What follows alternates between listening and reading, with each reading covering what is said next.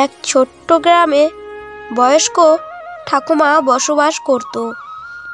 আর তার কাছে ছিল একটি হাঁস, আর সেই হাঁসটি প্রত্যেক দিন একটি করে ডিম দেয়।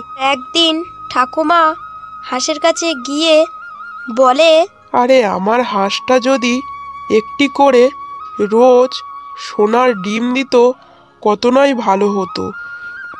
আর আমি শুনেছিলাম মায়ের কাছে ছোটবেলায় হাঁস নাকি সোনার ডিম দেয়।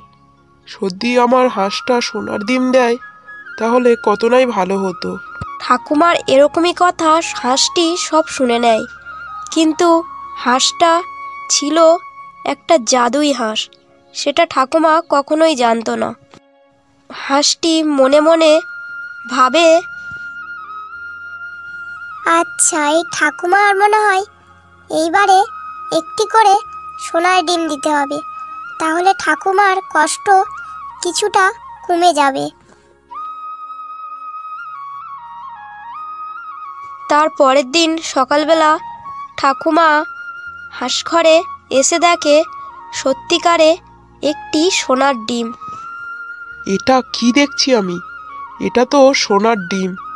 আমার মা যেমনটা গল্প বলেছিল সেরকমইটা হয়েছে। সত্যি কি এটা জাদুই হাঁস? বুড়িমার সেই হাঁসটি একটি করে রোজ সোনার ডিম দেয়।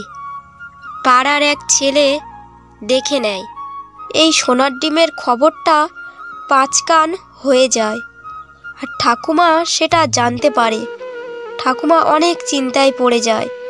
এবারে হাঁসটাকে নিয়ে ঠাকুমা কি করবে? আর ঠাকুমা হাঁসটার কাছে গিয়ে বলে, হাঁস, তুই কি জানিস এই পাড়ায় সবাই জেনে গেছে তুই আমাকে একটি করে সোনার ডিম দিস। এবারে আমি তোকে কোথায় লুকিয়ে রাখবো রে? তুই তার থেকে এখান থেকে চলে যা, আর কোনোদিন আসিস না। এইবার জাদুর হাঁসটি কথা বলে, ঠাকুমা, তোমাকে ছেড়ে আমি কোথাও যাব না। আমি যে তোমাকে ভালোবেসে ফেলেছি ঠাকুমা, তোমার যে কেউ নেই আমি ছাড়া। কি? হাঁস আবার কথা বলে? হতেই পারে। সোনার ডিম যখন দেয় নিশ্চয়ই এই হাঁস জাদুই হাঁস। দেখি আমি কথা বলি। তুই যখন আমার কথা সব বুঝতে পেরেছিস তখন তুই এখান থেকে চলে যা রে, এরা তোকে বাঁচতে দেবে না। তারপর ওখান থেকে হাঁসটি চলে যায়।